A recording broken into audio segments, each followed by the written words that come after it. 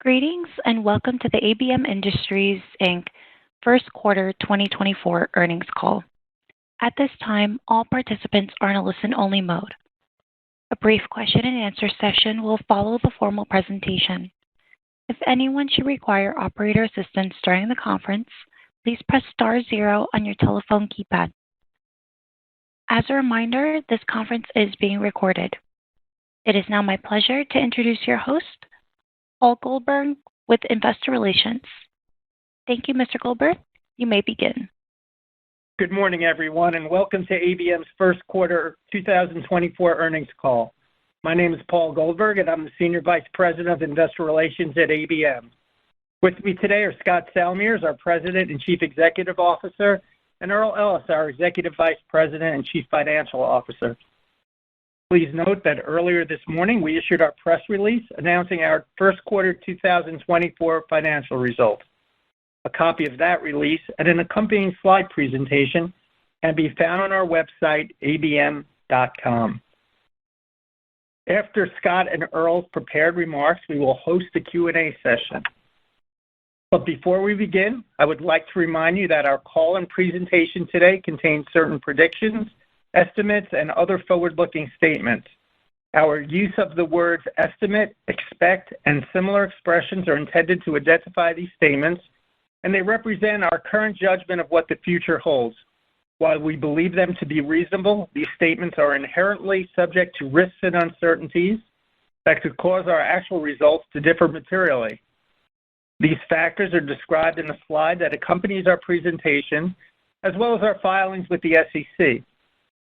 During the course of this call, certain non-GAAP financial information will be presented. A reconciliation of historical non-GAAP numbers to GAAP financial measures is available at the end of the presentation and on the company's website under the Investor tab. And with that, I would now like to turn the call over to Scott. Thanks, Paul. Good morning, and thank you all for joining us today to discuss our first quarter results. We're off to an excellent start in 2024. First quarter revenue increased 3.9% to $2.1 billion, all of which was organic growth. Our aviation team is doing a great job of leveraging ABM's leading position in a robust travel market, winning significant new business with both airports and major airlines, which I'll speak more about later. Manufacturing and distribution and education also both generated solid revenue growth in the quarter, with M&D capitalizing on positive demand trends and an effective sales strategy. Despite some project delays and winter weather interruptions, Technical Solutions grew revenue double digits, driven by the closeout of several battery energy storage system projects in Q1. We were pleased to sign a large contract with a leading national retailer at more than 150 sites over a multi-year period.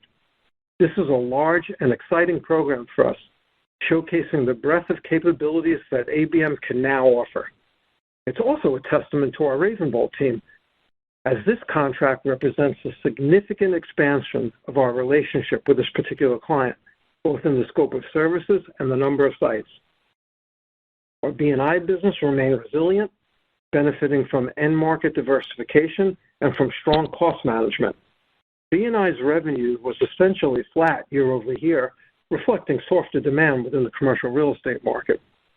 We also continue to effectively push pricing across our business, resulting in adjusted EBITDA and margin that were consistent with our expectations. As a result of the recognition of certain discrete tax benefits and our solid Q1 operating results, we are raising our full-year outlook for adjusted EPS, which Earl will discuss in more detail. I'll now discuss the demand environment within each of our industry groups. Let's start with B&I. Office density and vacancy rates remain largely unchanged from 3 months ago, with density at 50% plus and vacancy at approximately 20%. While we're not expecting material changes in office utilization trends over the next few quarters, we believe there will be a gradual increase in the time employees spend at the office over the next couple of years. In this operating environment, we remain confident in B&I's resilience. We continue to focus on better performing Class A office space while providing a broad mix of services, including engineering and parking. Our strategy continues to largely mitigate ongoing pressure within commercial real estate market and enhance our long-term growth opportunities. For example, we saw double-digit revenue growth in our sports and entertainment business, driven by strong consumer demand for live sports and concerts. I'm so proud that the ABM team was responsible for facility services at the Super Bowl at Allegiant Field in Las Vegas last month and did an amazing job. Additionally, we recently won a multi-year contract for facility services at Chase Field in Arizona, the major league home of the Diamondbacks, and we're pursuing opportunities at several other sports and concert venues.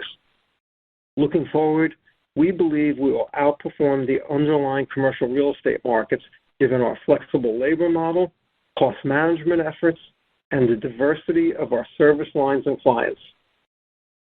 Moving to aviation, the leisure business travel markets, including international travel, have remained strong, and we've continued to win new business, including a large janitorial contract at Tulsa Airport and an airline cabin cleaning contract in Boston, with more on the way.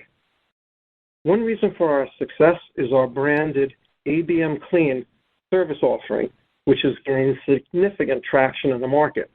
ABM Clean is a technology-driven, demand-based cleaning service that integrates data from beacons, guest and user feedback, as well as from real-time flight schedules, which allows our on-the-ground teams to deliver enhanced outcomes for our clients and a better travel experience for the public. Because it's demand-based as opposed to schedule-based, ABM Clean adapts to the dynamic conditions in the airports. We believe ABM is the only company in the industry that can self-perform operations and provide designed-for-purpose technology, which can be fully integrated into our clients' systems. We currently have ABM Clean up and running at 10 locations, with several other airports and airlines interested in our innovative solution. To demonstrate our capabilities in the aviation market and the advantages of our solutions, we will host a small analyst tour at LaGuardia Airport Terminal B in late April. Terminal B was named the world's best new airport terminal at the 2023 World Airport Awards. Please let Paul Goldberg know if you're interested in attending. Moving on to manufacturing and distribution. Demand has remained solid, reflecting a favorable industrial economy, as well as our focus on expanding our service offerings and presence in fast-growing markets like biopharma, semiconductor, and industrial manufacturing. As I've mentioned on prior calls, we knew a large and valued M&D client would rebalance a large portion of their work needs in 2024 as part of their normal procurement process and changes in their overall strategy. This process is largely done, and our initial estimates of the rebalancing were reasonable, and our full-year forecast accurately incorporates the anticipated impact. We continue to be focused on gaining new clients, expanding our relationship with existing clients through new locations and services, and pursuing opportunities in other end markets. We expect this segment to generate mid to high single-digit annual revenue growth over the midterm. However, 2024 will reflect the impact of the rebalancing. Moving to education. Markets remain solid, and we're effectively managing labor costs. While we face tough comparables in the back half of 2024 as some big wins in 2023 annually, we continue to work diligently to win new business and lead with our APS self-perform platform. Moving to technical solutions. Segment backlog is now approximately $590 million, with the addition of $180 million of new microgrid business from the contract I mentioned earlier. This well-known retailer selected ABM to enhance their energy resilience at more than 150 of their locations over the next few years. We will accomplish this through the installation of individually customized microgrids at each site. This project also provides us the opportunity to cross-sell additional services like maintenance and EV infrastructure over the coming years as the systems at each location become operational. In total, EV and microgrid services now represent nearly two-thirds of ATS's backlog. Additionally, backlog for our bundled energy solutions offering improved on a sequential basis. While modest, this improvement may indicate a positive shift in market sentiment, although we expect the overall market to remain challenging in 2024 due to the interest rate environment.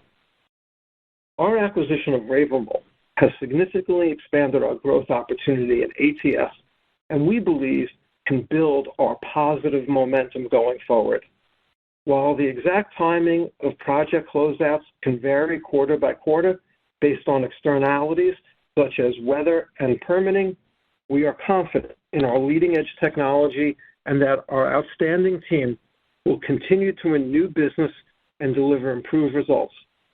As we grow and scale over the next few years, we expect the quarter-to-quarter variability to dissipate. Turning now to our Elevate initiative. Following the successful financial close on our new cloud-based ERP system for the education segment last year, we plan to implement this system for B&I and M&D later this year.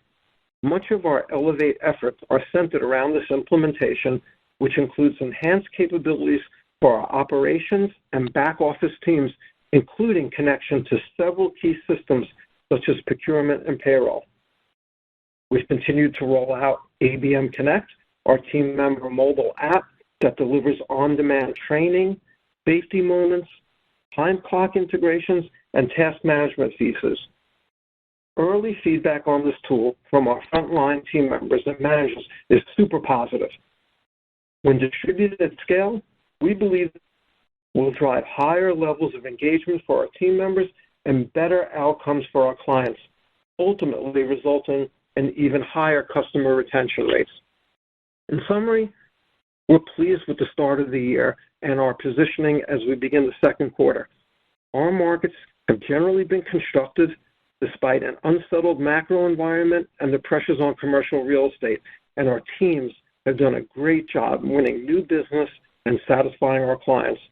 While there is still much to be accomplished this year, we're focused on achieving our goals, supported by our cash-generating business, balance sheet optionality, and the best team in the industry. With that, I'll turn it over to Earl for the financials. Thank you, Scott, and good morning, everyone. For those of you following along with our earnings presentation, please turn to slide 5. First quarter revenue of $2.1 billion increased 3.9%, all of which was organic. Revenue growth was led by Aviation, which was up 18%, and Technical Solutions, which grew 13%. Also of note, B&I, our largest segment, declined less than 0.5% despite market headwinds. Moving on to slide 6, net income in the first quarter was $44.7 million, or 70 cents per diluted share, up 16% and 21% respectively versus last year.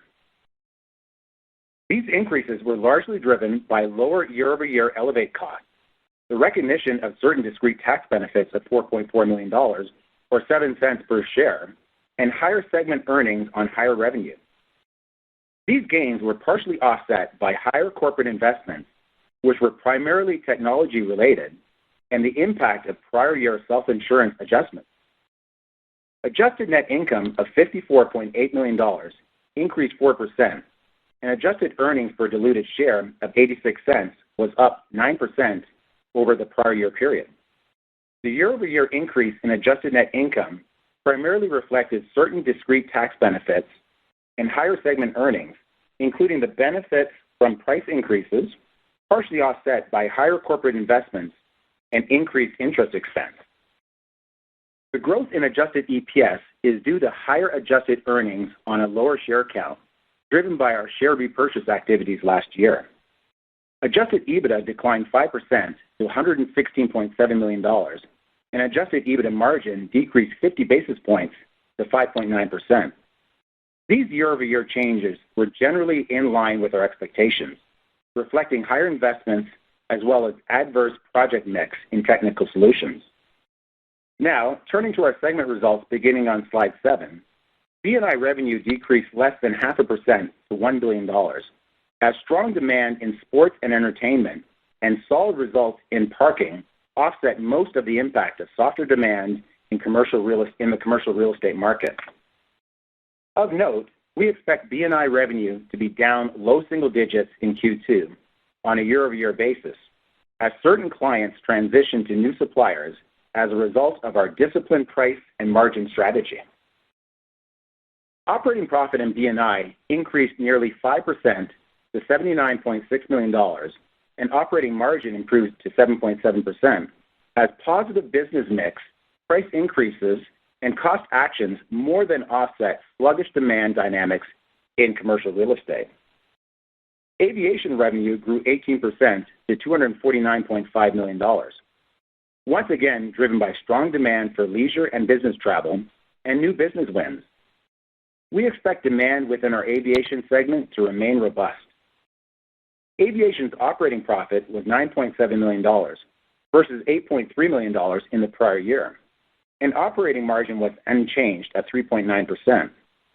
This performance included improved labor utilization, which was largely offset by approximately $2 million of costs related to reconciliations under customer contracts completed in prior years.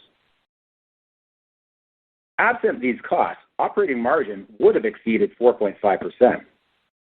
Turning to slide 8, manufacturing and distribution revenue grew 5% to $400.9 million, reflecting broad-based demand. Operating profit increased to $41.3 million, while operating margin declined 40 basis points to 10.3%. Profit and margin performance was largely due to changes in customer mix. Education revenue increased 2% to $220.1 million, benefiting from the addition of new clients earlier in the year. Education operating profit was $12.7 million, up 8% over the prior year period, while margin increased 30 basis points to 5.8%. These increases were largely attributable to a modestly improved labor market that resulted in reduced overtime expense.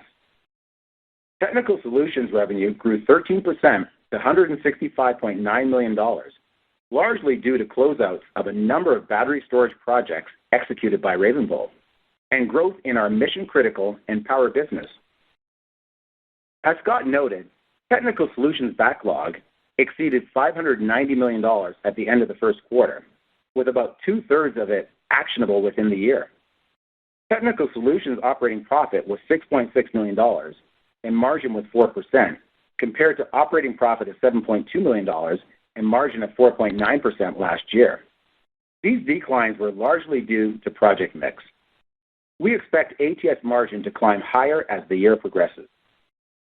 Moving on to slide 9, we ended the first quarter with total indebtedness of $1.4 billion, including $58.2 million of standby letters of credit, resulting in a total debt to pro forma adjusted EBITDA ratio of 2.4 times.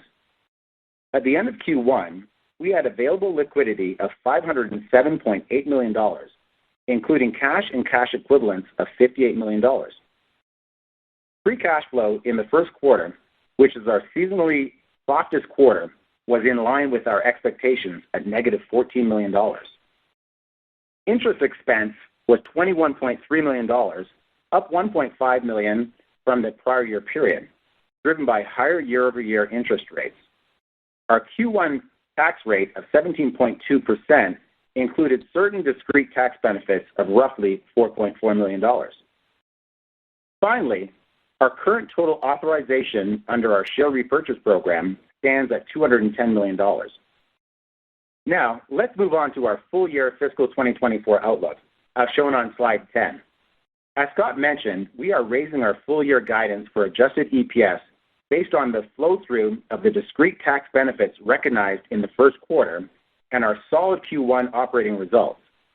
We now expect full-year 2024 adjusted EPS to be in the range of $3.30 to $3.45, up from $3.20 to $3.40 previously.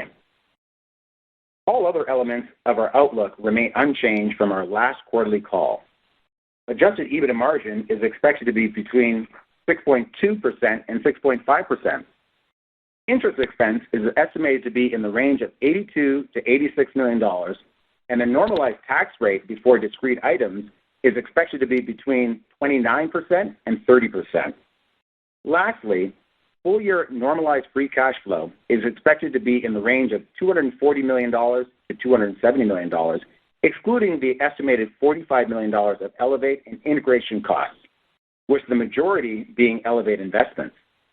With that, let me turn it back to Scott for closing comments. Thanks, Earl. I want to thank our teams for a great start of the year. Our success reflects our resilient business model, the benefits from our Elevate investments, and consistent execution by the ABM team. As we move forward, I'm confident in our ability to build value for our stakeholders as we work tirelessly towards achieving our goals and evolving ABM into the technology-driven leader of facility services. With that, let's take some questions. Thank you. We will now be conducting a question and answer session.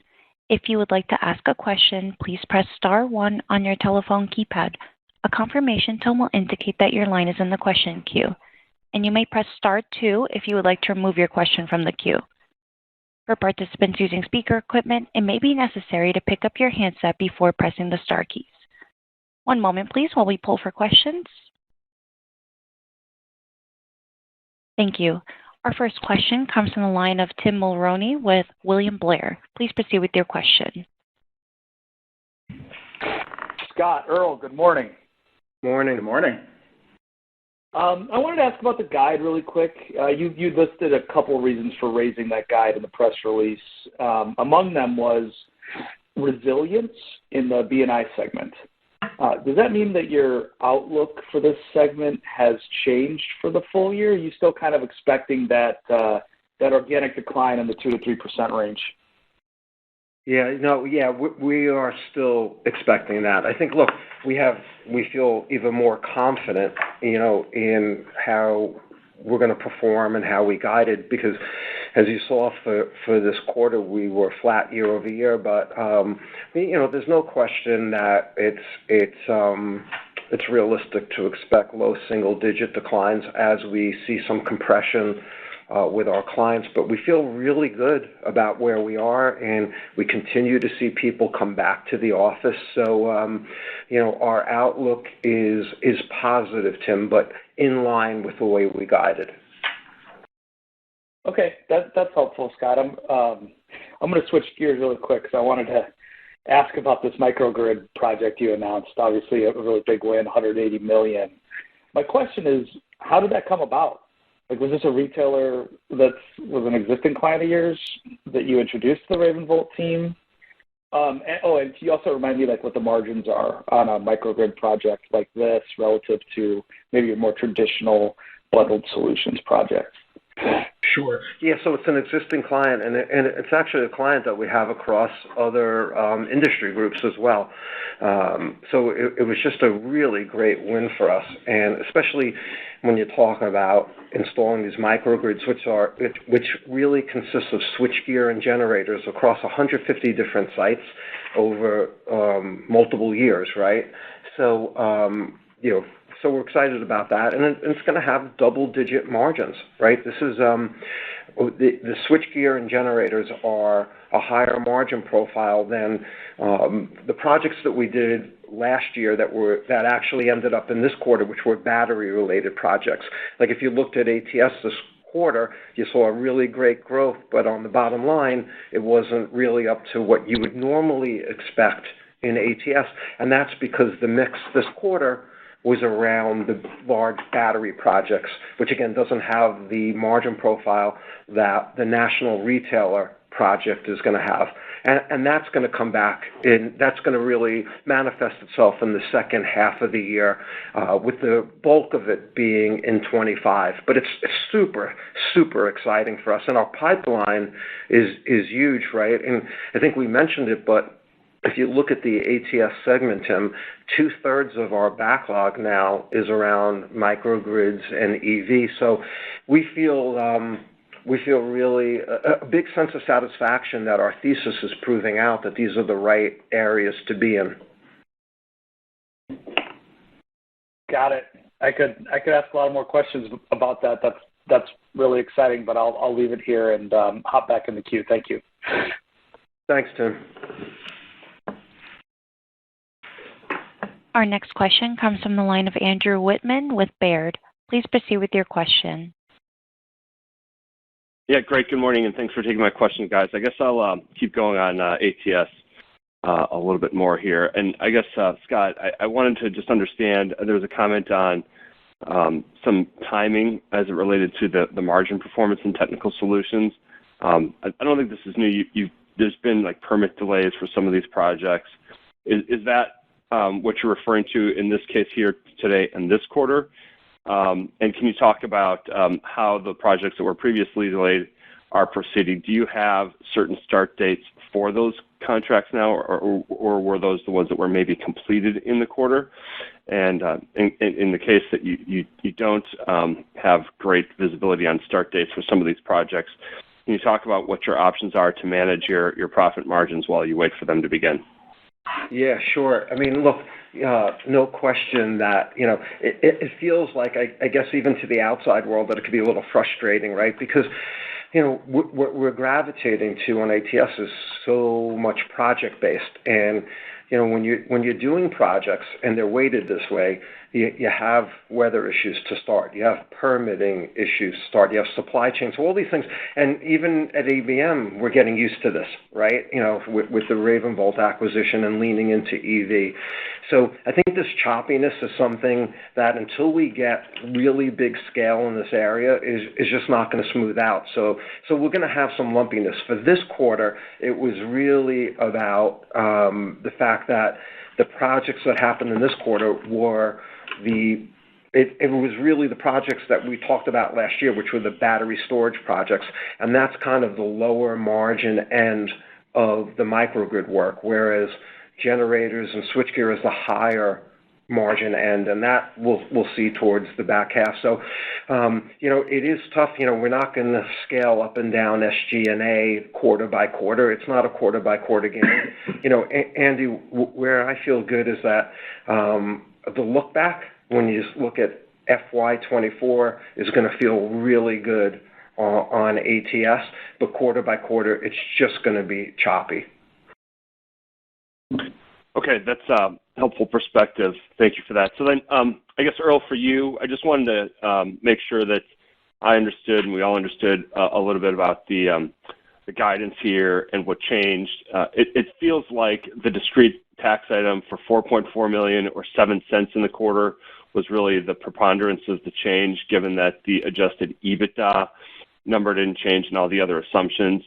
So I just want to confirm that that's really correct. And then if you could talk to us a little bit about, there's always some level of discrete tax items in your results from the various tax credits and other things that you get.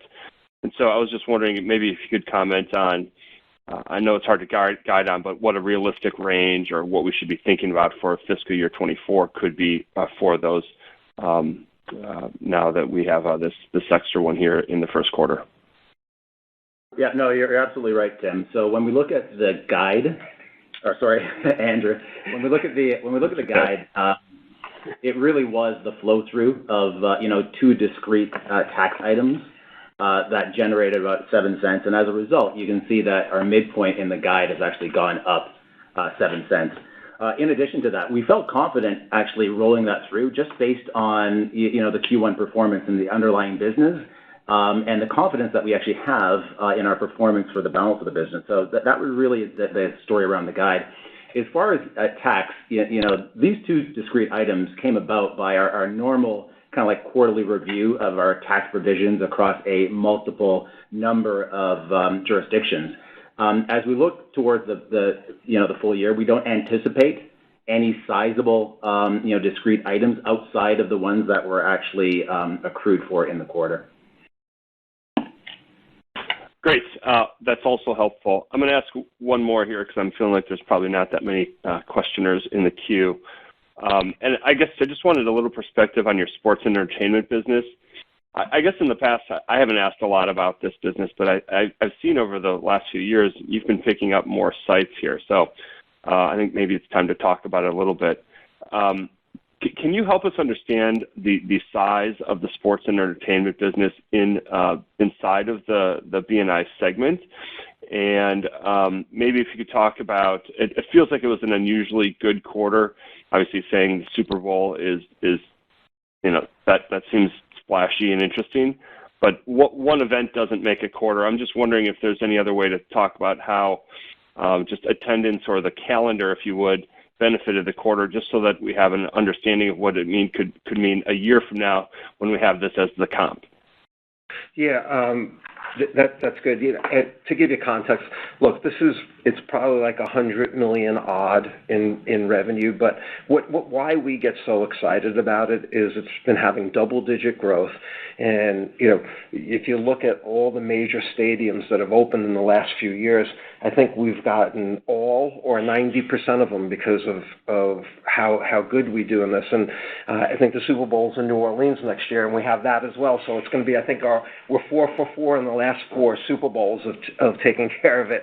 So we just get a lot of pride around that. So it's not from a revenue standpoint across our $8 billion in revenue. It's not earth-shattering, but it's pretty exciting, right? And it does speak to the fact that people are back at venues, and so it's growing, and we expect it to continue to grow double digit. So yeah. Okay, great. Appreciate the perspective, guys. Have a good day. Thank you. Our next question comes from the line of Faiza Alwy with Deutsche Bank. Please proceed with your question. Yes, hi, thanks, and good morning. So I wanted to talk about the aviation business first. It looks like you've had very strong growth for, the last few quarters, and the tech-enabled solutions that you talked about, Scott, sound very interesting. I'm curious how we should think about that business from here. Obviously, you have some new wins. And also, are there I know you've been spending on technology for some time, investing behind sort of some of these new solutions. So talk about maybe other areas where, you're developing solutions that might be helpful and interesting going forward. Sure. So look, we are super excited about our aviation segment. We were in a pretty rocky place 3 or 4 years ago, and our team is phenomenal. We've been getting double-digit growth over the last couple of years, and we continue, a lot of our press releases are on these big wins that we're getting, and, we think there's more to come. So it's a really exciting space for us. And, we've also talked about the fact that we're shifting more towards airports than airlines, which are a little bit more stable. And so we're really excited about this. The technology is it's clearly, Faiza, as it's baked into our numbers. It's developed, and we'll always continue to enhance it. But it's super cool to think that our people in the airport are getting signals from beacons telling them where the activity is, where to go, and it's game-changing. And I mentioned in my comments, we're already in 10 sites, and a lot of demand for more of this. So it proves out that if you can add technology to your kind of your value proposition around the fact that we're good at execution, we're good at relationships, and now to add technology, we think it's game-changing. And, this is all part of our Elevate initiative. And, parallel to what we're doing in aviation, we're piloting now in B&I and M&D the same type of concept that's just emerging. And I guess the last comment I'll have about this, what we haven't yet seen on scale yet is what this is going to do from a workforce management standpoint in terms of labor efficiency and directing people where to go to be more efficient. And as that happens over the next 1, 2, 3 years from now as this develops, again, what you're going to start seeing in our labor percentages and how it gravitates to the bottom line, we think is going to be compelling. So we feel like ABM Clean is like one of the first steps towards our path on Elevate. Great. Thank you so much for that. And then you mentioned pricing. I believe it was in the context of B&I, but just curious how you're thinking about pricing from here. Has anything changed? Are you able to take higher pricing? I believe there were also some, union contracts that maybe were slated to renew this year. So just talk a little bit about sort of pricing and the dynamic between, pricing and labor cost. Yeah, no, look, we remain as disciplined as ever on recovering pricing, right? We've said in the past we're recovering 75 to 80% of the increases that we're seeing on wages. And, so far for this year, we're seeing a little bit of a tick down on the wage growth, and which is a really good sign, and also a significant amount of collective bargaining agreements have been settled over the last few months, and where they're coming in is actually reasonable as well. So it's not like we have to go back to clients and ask for 7 or 8% increases, which is really nice for us, right? So we feel like we're in a good place, and just to round out the conversation, Faiza, I will tell you, so much of this is also cultural, right? Getting your teams to understand that we have to capture these price increases because we're working hard out there, we're providing value, and when wages are going up for our teammates, they have to be passed along to the clients. And it doesn't hurt the fact that our clients are seeing that in their businesses as well. So we remain, to make a long story short, we remain disciplined on capturing price increases. Excellent. Thank you so much. Our next question comes from the line of Josh Chan with UBS. Please proceed with your question. Hi, good morning, Scott, Earl, and Paul. Thanks for taking my questions. Good morning. I know that you don't guide to revenue, but you had a pretty good result in B&I this quarter. You won that contract in ATS. Aviation continues to be strong. Does it feel like your revenue backdrop is getting a little bit better than expected compared to a couple months ago? If you could just kind of talk about that. No, I don't think we have a dramatic change right now. I think what we're asking you guys to channel is what we're feeling here, which is one quarter down, feeling incrementally more confident in how we guided and where we see the business. And it's almost like kind of detoxing the risk associated with B&I, because you mentioned B&I, and I think there was like an overhang out there, like how bad could this be? Could this be worse? You read in the papers every day that the world is coming to an end when it comes to commercial real estate, and we've been consistent in saying we didn't think that was going to happen, and especially when you look at ABM, where we focus on Class A properties, which, again, even in the media, it's validating that, tenants in B and C properties are gravitating to A properties, right? So we feel super confident that between the asset class that we're focused on, Class A, and the fact that we have this flexible labor model, and, if a client goes from 5 floors to 4 floors, we do have the ability to release the staff on that 5th floor and maintain our margins. And you've seen that come through even in this quarter where we held or even raised margins. So we're feeling really good. That's great color. Thanks for that, Scott. And I guess if I can ask about technical solutions, you mentioned that there will be quarter-to-quarter volatility, but at the same time, margins should improve through the year. So could you just kind of frame for us what the margin trajectory could be like over the next couple of quarters as we take a look at ATS? Yeah, look, I think on a high level, if you look historically at ATS, it's always been like a 35%, 65% first half, back half story. And a lot of that has to do with seasonality, right? Because we recognize revenue and profitability when we turn a wrench. And it's tougher to turn wrenches in the winter, where it becomes hard, in education when kids are in school. So it's typically a back half story. So you'll see the trajectory of margins and revenue happen in the back half of the year, just like it always does. So, we don't give margin guidance, but, it'll certainly be stronger than it is right now. Perfect. Thank you for the call on your time, and congrats on a good quarter. Thank you. Thank you.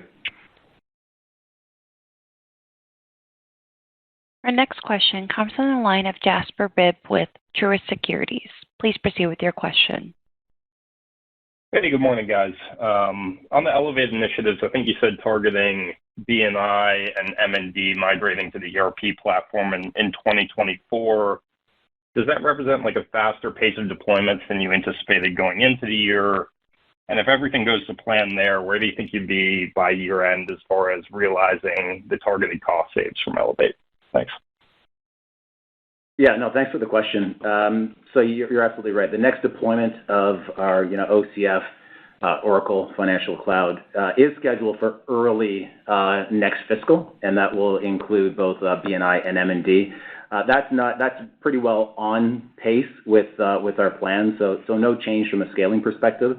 And then, as we mentioned, to kind of like de-risk the deployment, we're actually going by, IG by IG. So we anticipate that, shortly thereafter, we'll actually be able to incorporate our legacy Able business into that. And then subsequent to that, will be Aviation and our technical solution. So everything is on track from both a spending perspective as well as the benefit case.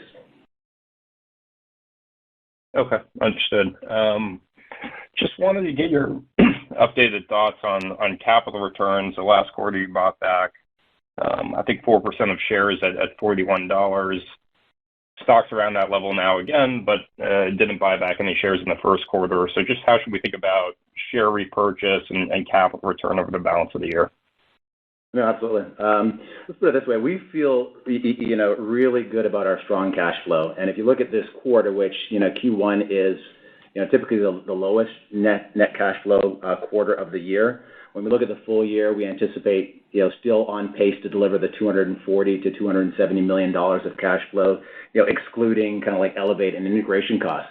And that combined with our relatively low leverage ratio, we finished the quarter at 2.4, just outside of kind of like the low end of our range.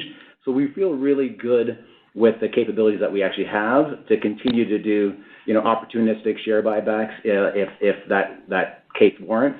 At a minimum, we'll be doing kind of like the anti-dilutive buybacks in the next quarter or so. Got it.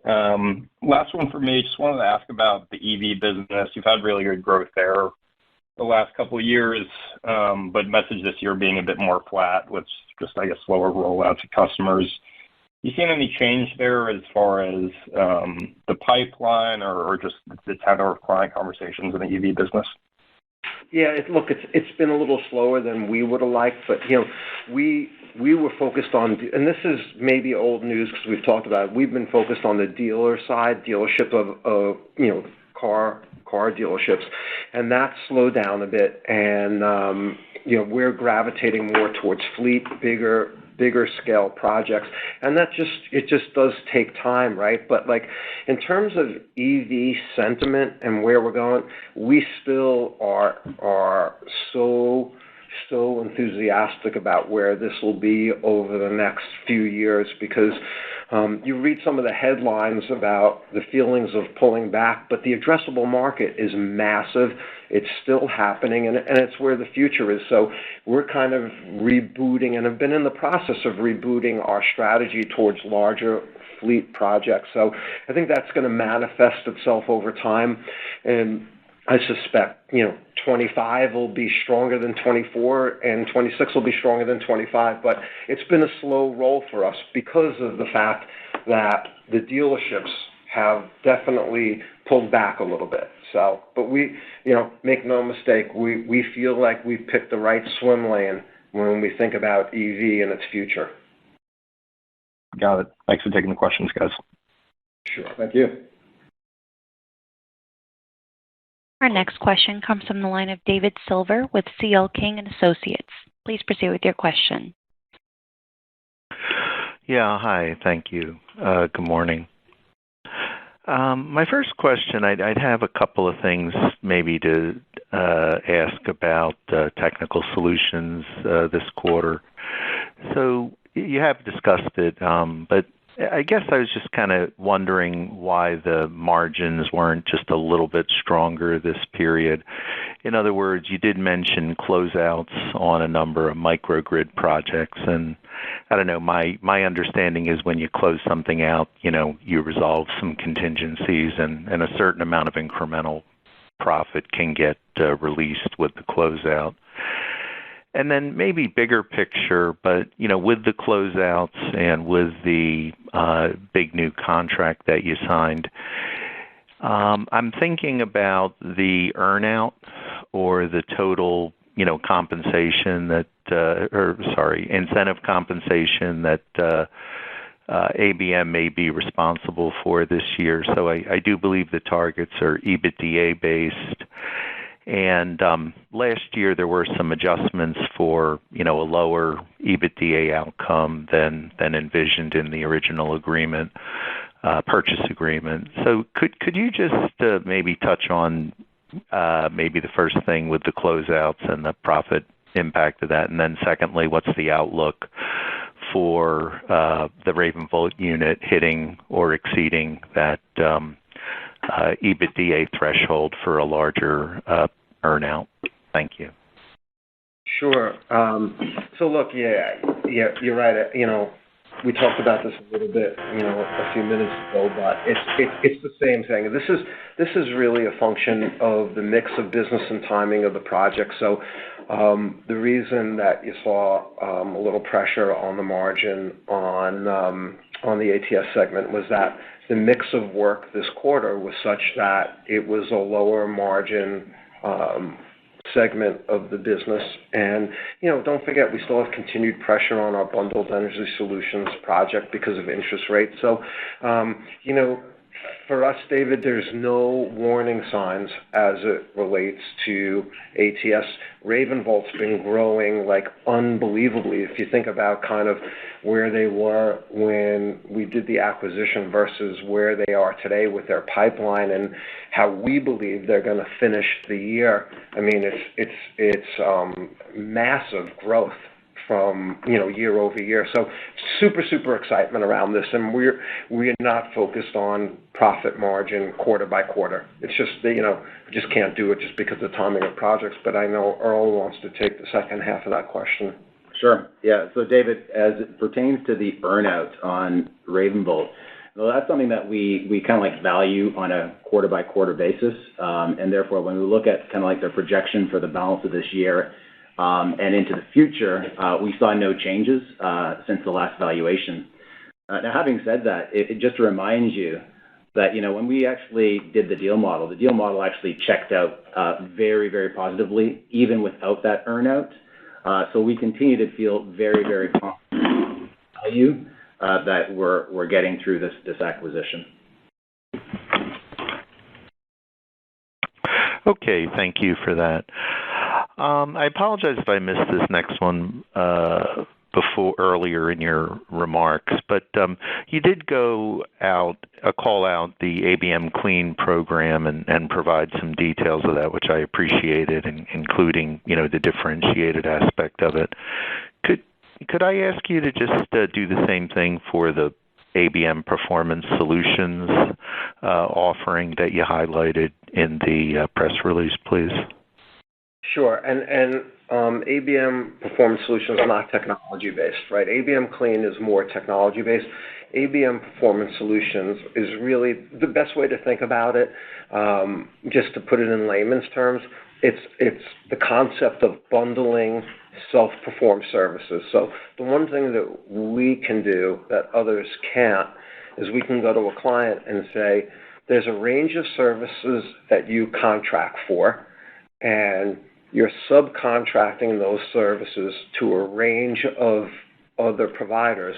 We can do all of these services in a self-perform way where we're controlling the cost, the quality, and reporting right to you versus having a whole host of different contractors. And it becomes really compelling because for a client, there's certainty on budget, on execution. When you hire someone like ABM and say, no, we do that. We don't have to hire somebody else to do that. And we're getting a tremendous amount of traction. And what I would urge you to do, David, is go on our tour next month at LaGuardia. And you're going to see, you're going to walk through Terminal B, which, again, is the best terminal in the world. And you're going to walk through there, and you're going to see so many service providers doing things from wayfinding people to say which gate they're at, cleaning, the engineering. You bump into so many people, and we're going to be able to say ABM person, ABM person, ABM person.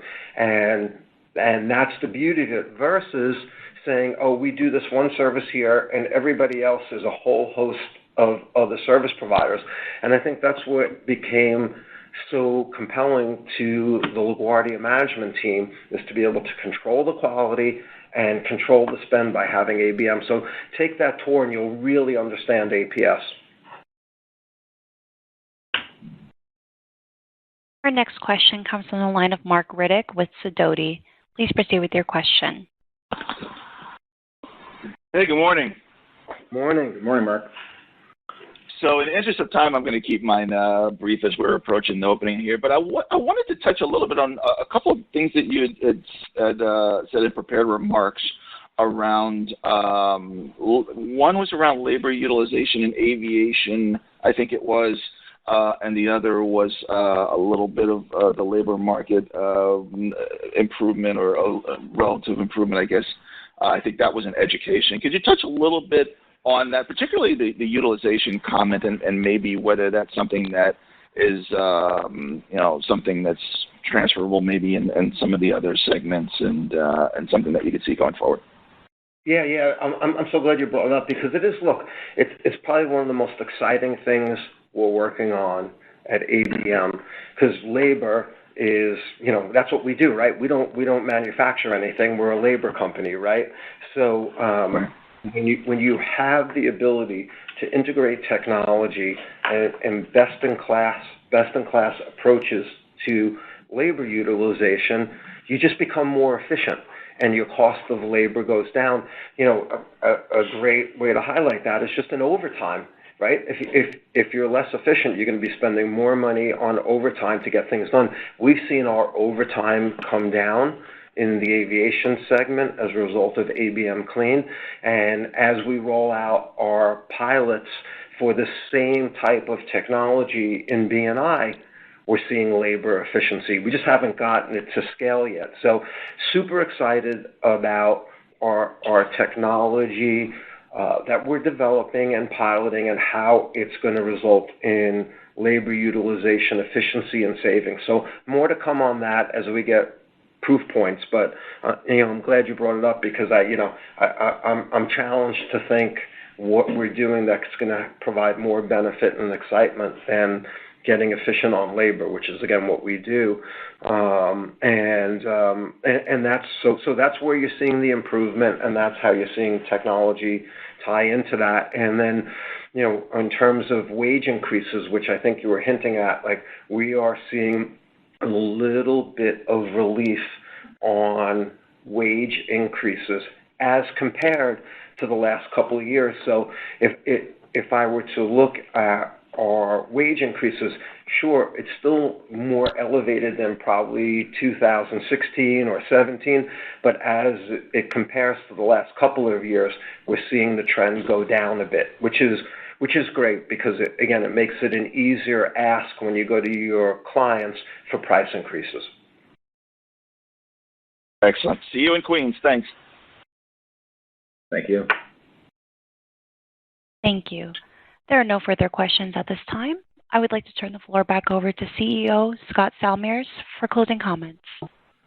Yeah, I just want to thank everybody for getting on the call and following the story. We're excited about everything that's going on here. And again, hopefully the first quarter result shows you that we have the confidence in how we guided and what we're doing, and enthusiastic about getting back on the call in Q2 and giving you an update, and hope to see a bunch of you at our tour at LaGuardia to really get a tangible, tactical feel of what we're doing in the field when we're self-performing multiple services. So thanks, everybody. This concludes today's teleconference. You may disconnect your lines at this time. Thank you for your participation.